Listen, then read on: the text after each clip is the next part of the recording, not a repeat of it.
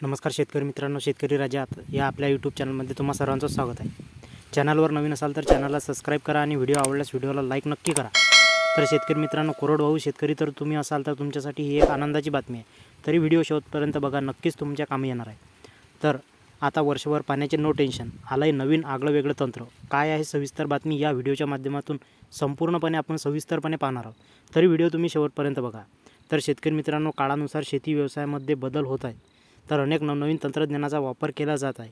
यामध्ये उत्पादन वाढीसाठी तसेच शेती व्यवसायात प्रगती होण्यासाठी सिंचन व्यवस्था ही सर्वात महत्त्वाचा घटक मानला जात आहे। तर काळाच्या बदलानुसार शेती पद्धतीमध्ये ही आमूलाग्र बदल होत आहे। मात्र सिंचन व्यवस्थेला चांगलेच महत्त्व प्राप्त झालेले आहे।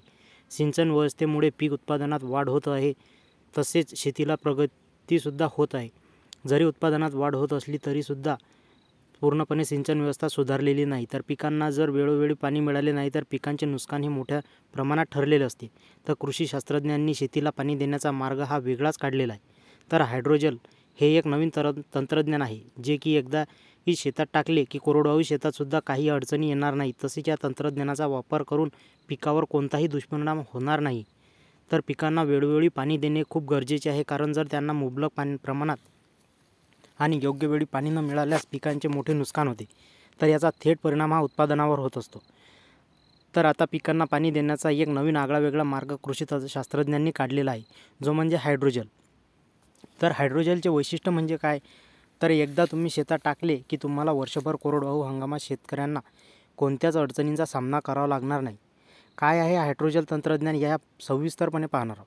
तर शेतकरी मित्रांनो, गव्हापासून तयार झालेल्या गोंदमध्ये पाणी धरून ठेवण्याची प्रचंड क्षमता असते। त्यामुळे हायड्रोजल तंत्रज्ञानामध्ये या गोंद पावडरचा वापर केला गेलेला आहे। तर हायड्रोजल शेतात टाकल्यानंतर 1 वर्षापर्यंत राहते। त्यानंतर हळूहळू कालांतराने त्याची पाणी धरून ठेवण्याची क्षमता ही कमी होत जाते, मग ते जमिनीमध्ये मुरते। तर पावसाळ्यात पाऊस पडला तर हायड्रोजलमध्ये वापरण्यात येणारी पावडर शोषून घेते। त्यानंतर पाणी जमिनीमध्ये खाली जात नाही। पाऊस संपल्यानंतर यामध्ये असलेला ओलावा सिंचन करण्यास उपयोगी ठरतो।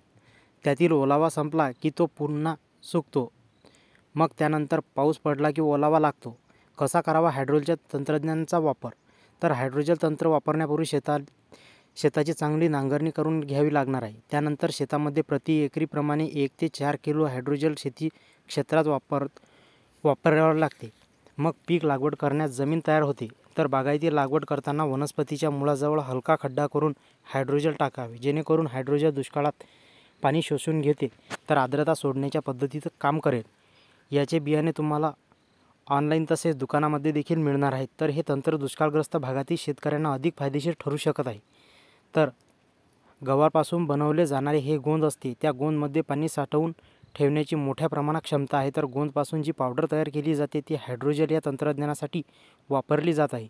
ज्यावेळी तुम्ही हे तंत्र शेतात टाकता त्यानंतर जवळपास 1 वर्ष ते शेतात राहते। 1 वर्षानंतर मात्र त्याची पाणी साचवून ठेवण्याची क्षमता थोडी कमी होत जाते। तर हळूहळू हायड्रोजल जमिनीत मुरते। मात्र एकदा की पाऊस पडला की हायड्रोजलमध्ये असणारी जी गोंद पावडर आहे ती पाणी शोषून घेते। नंतर पाऊस संपला की गोंदमध्ये असणारा ओलावा सिंचन करण्यासाठी उपयोगी पडतो।